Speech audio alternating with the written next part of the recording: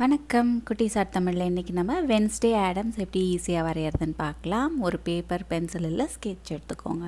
First நம்ம ஐஸ்லேருந்து start பண்ண போகிறோம். ஒரு ஓவல் ஷேப் வரைஞ்சிக்கோங்க. அந்த ஓவல் ஷேப்போட டாப்பில் உள்ள ஒரு குட்டியாக யூ போட்டுட்டு அதுக்கு கீழே இருக்க ஸ்பேஸை நல்லா டார்க் பண்ணிடலாம். நெக்ஸ்ட்டு ஒரு 2 ஃபிங்கர்ஸ் அளவுக்கு கேப் விட்டுட்டு அதே மாதிரி ஒரு ஓவல் ஷேப் சேம் சைஸில் ஒரு ஓவல் ஷேப் போட்டுக்கலாம். அதுக்குள்ளே ஒரு யூ ஷேப் போட்டுட்டு அதுக்கு கீழே இருக்க ஸ்பேஸை நல்லா டார்க் பண்ணிடலாம். இப்போ இந்த ஐஸ் இருக்குல்ல, இதுக்கு மேலே இந்த இடத்துலேருந்து ஸ்டார்ட் பண்ணி ஒரு எஸ் லைன் மாதிரி போட்டுக்க போகிறோம். போட்டுட்டு அதோட இந்த கார்னரில் ஒரு சின்ன லைன் போட்டுக்கோங்க. அதே மாதிரி இந்த பக்கமும் இந்த ஓவல் ஷேப்பை டச் பண்ணுற மாதிரி ஒரு எஸ் லைன் போட்டுட்டு அதோட கார்னர்லேருந்து ஒரு சின்ன லைன் போட்டுக்கலாம். இல்லை ஐ லேஷஸ் மாதிரி இன்னும் ஒரு லேஷ் கூட போட்டுக்கலாம். அதே மாதிரி இந்த பக்கமும்.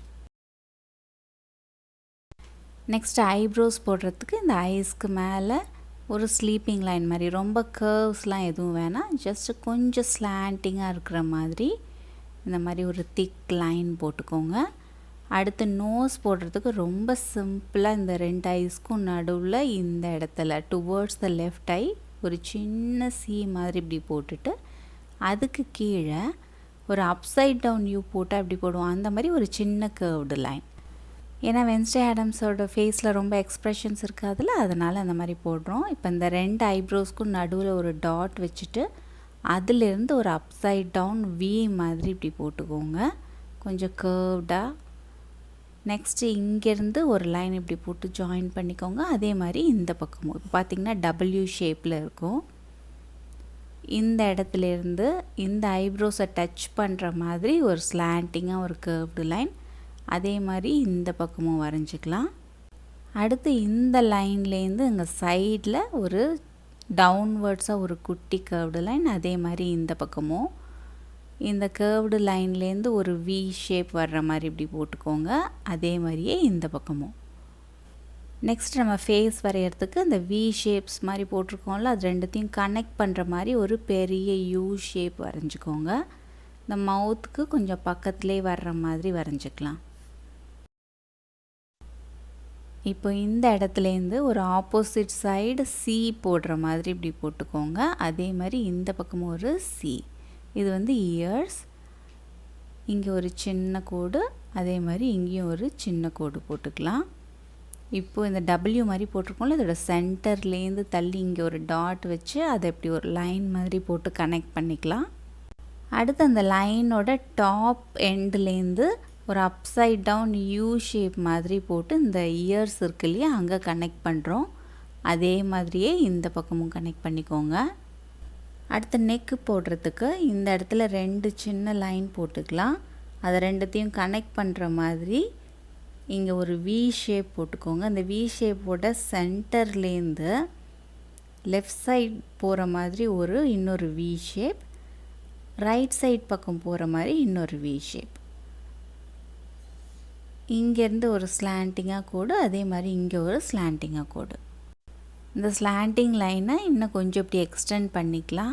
இந்த சீக்ஸ் எவ்வளோ தூரம் வருது அந்த அளவுக்கு மட்டும் வர்ற மாதிரி இருக்கட்டும். இப்போ அங்கேருந்து ஒரு ஸ்ட்ரெயிட் லைன், ஸ்டாண்டிங் லைன், அதே மாதிரியே இந்த பக்கமும் ஒரு ஸ்டாண்டிங் லைன் போட்டுக்கலாம். இப்போ இந்த லெஃப்ட் சைடு இருக்கு இல்லையா, இந்த லைன்லேருந்து கொஞ்சமாக ஸ்பேஸ் விட்டு இங்கேருந்து கொஞ்சம் ஸ்லாண்டிங்காக ஒரு கர்வ்டு லைன் போட போகிறோம். நான் எப்படி போடுறேன்னு பார்த்து அதே மாதிரி போட்டுக்கோங்க. இங்கேருந்து ஸ்டார்ட் பண்ணி ஒரு கர்வ்டு லைன், இந்த எண்டில் ஒரு குட்டியாக ஸ்ட்ரெயிட் லைன் போட்டுக்கோங்க.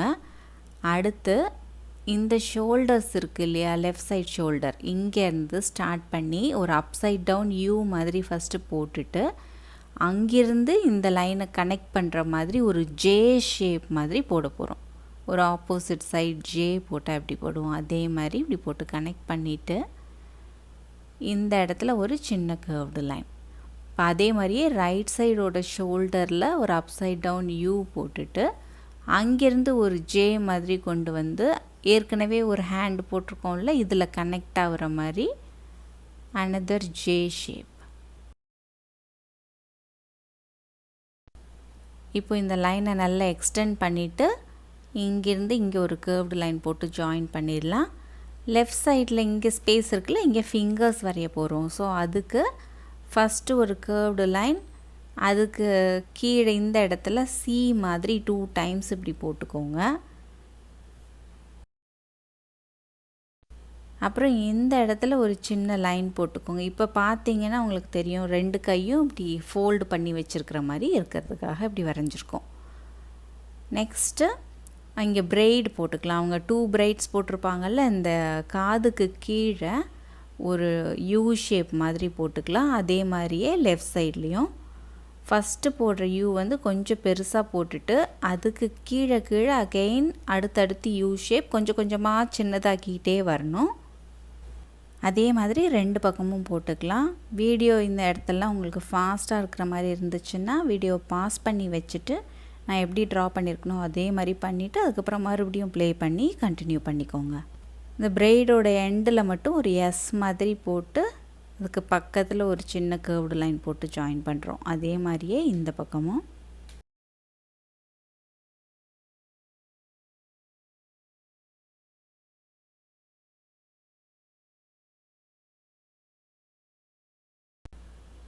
நெக்ஸ்ட் இந்த ஹேண்ட் இருக்கு இல்லையா, இங்கேருந்து ஸ்டார்ட் பண்ணி டவுன்வேர்ட்ஸாக ஒரு பெரிய கேர்வ்டு லைன் போட்டுக்கோங்க.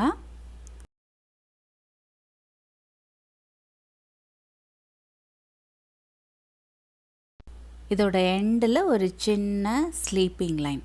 இப்போ இந்த பக்கம் போட்ட மாதிரியே ரைட் சைட்லேயும் சேம் லெங்க்த்துக்கு போட்டுக்கோங்க. இதுக்கு நேராக வரணும். அதே மாதிரி இங்கே ஒரு லைன் போட்டுட்டு இதுக்கு பக்கத்தில் அகெயின் நம்ம ரிப்பீட் பண்ண போகிறோம். பட் கொஞ்சம் கீழே இறங்கி இருக்கிற மாதிரி, ஏற்கனவே போட்ட லைனை விட கொஞ்சம் கீழே தள்ளி இருக்கணும். இங்கேயும் அகெயின் ஒரு குட்டி ஸ்லீப்பிங் லைன். திரும்ப இங்கே இந்த ஹேண்ட்லேருந்தே ஆரம்பிச்சுக்கலாம். அங்கேருந்து ஸ்டார்ட் பண்ணிவிட்டு இங்கே ஒரு ஸ்லீப்பிங் லைன். இப்போ இது ரெண்டுத்துக்கும் நடுவில் ஒரு ஸ்பேஸ் இருக்குல்ல, அங்கேயும் அதே மாதிரியே நம்ம ரிப்பீட் பண்ணிக்கலாம்.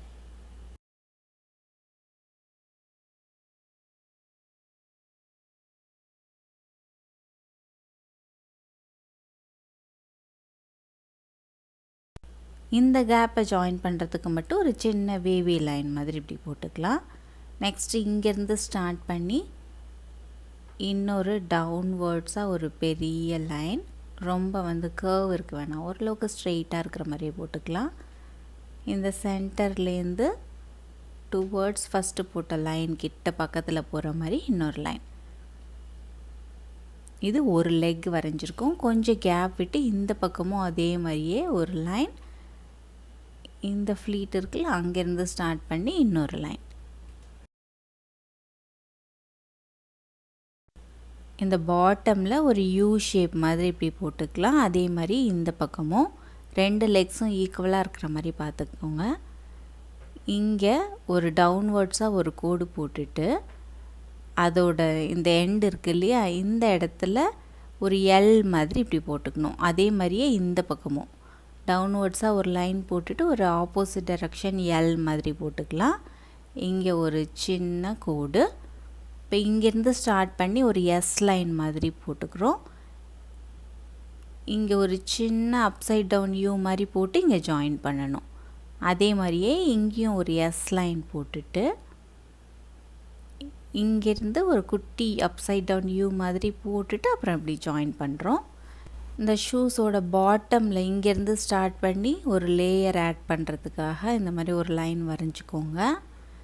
அடுத்து இந்த டாப் போர்ஷன் இருக்குல்ல, இங்கே வந்து ஸ்லீப்பிங் பொசிஷனில் யூ ஷேப் இல்லைன்னா சி மாதிரி இப்படி வரைஞ்சிக்கோங்க.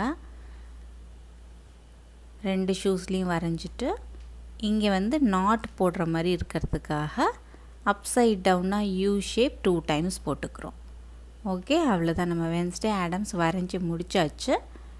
இதுக்கப்புறம் கலரிங் தான் பண்ண போகிறோம். இந்த ஹெட்டோட டாப் போர்ஷனில் மட்டும் ஓவல் ஷேப்பில் 3 டைம்ஸ் 1 by 1 போட்டுக்கோங்க. ஃபஸ்ட்டு பெருசு, சின்னது, அதை விட சின்னது. இதுக்குள்ளே மட்டும் க்ரே கலர் பண்ண போகிறோம். அதுக்கப்புறம் அதுக்கு வெளியில் ஃபுல்லாக பிளாக் கலர் பண்ணதுக்கப்புறமா உங்களுக்கு பார்த்திங்கன்னா அது ஹைலைட்டடாக தெரியும். ட்ரெஸ் வந்து ஃபுல்லாகவே பிளாக் தான் கலர் பண்ண போகிறோம். பட் இருந்தாலும் சும்மா ஒரு ட்ரையாங்கிள் மாதிரி டிசைன் பண்ணிவிட்டு அதுக்கு மேலே இன்னொரு தடவை நான் Black கலர் பண்ணும்போது நமக்கு நேரில் பார்க்கும்போது நல்லாவே தெரியும் அந்த டிசைன்ஸ் அழகாக. நீங்கள் அதெல்லாம் வேணான்னு நினச்சிங்கன்னா வெறும் பிளெயினாக ட்ரெஸ் ஃபுல்லாகவே நீங்கள் Black கலர் பண்ணிக்கலாம். அந்த காலர் போர்ஷன்லேயும் ஹேண்டில் வந்து ஒரு சின்ன ஏரியாவை மட்டும் ஒயிட் கலரில் விட்டுடுங்க. மற்ற இடம் ஃபுல்லாகவே வந்து Black. இந்த ஸ்டாக்கிங்ஸ்க்கு வந்து கிரே கலர், ஷூஸுக்கு again Black and grey combination கொடுத்துருக்கேன்.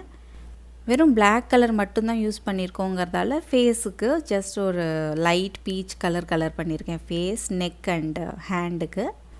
லாஸ்ட்டாக Black கலர் யூஸ் பண்ணி ஒரு தடவை அவுட்லைன் கொடுத்து முடிச்சிட்டோன்னா அவ்வளோதான், நம்ம வென்ஸ்டே ஆடம்ஸ் ட்ராயிங் ரொம்ப ஈஸியாக வரைஞ்சாச்சு. இப்போ பார்த்தீங்கன்னா ப்ளஷ்ஷும் கொடுத்துருக்கேன் கண்ணு கீழே லைட் பிங்க் கலர் யூஸ் பண்ணி. எங்கள் வீட்டில் இருக்க குட்டி பாப்பா அவங்களோட இமேஜினேஷன் யூஸ் பண்ணி சூப்பராக வரைஞ்சிருக்காங்க பாருங்கள். அவங்க ஷோல்டர்ஸில் அது ஃபெங், அப்புறம் வந்து இங்கே வந்து குட்டியாக ஃபிஷ், அப்புறம் மேலே வென்ஸ்டே ஆடம்ஸ்லாம் எழுதியிருக்காங்க. நீங்களும் உங்கள் வீட்டில் கண்டிப்பாக ட்ரை பண்ணி பாருங்கள். உங்களுக்கு விருப்பம் இருந்தால் உங்கள் ட்ராயிங்ஸை kuttiesarttamil@gmail.com இமெயிலுக்கு சென்ட் பண்ணுங்கள். இன்னும் நிறைய யூஸ்ஃபுல்லான கிட்ஸ் வீடியோஸ் பார்க்குறதுக்கு இந்த சேனலை மறக்காமல் சப்ஸ்கிரைப் பண்ணிக்கோங்க. Let's be thankful for what we have. நன்றி.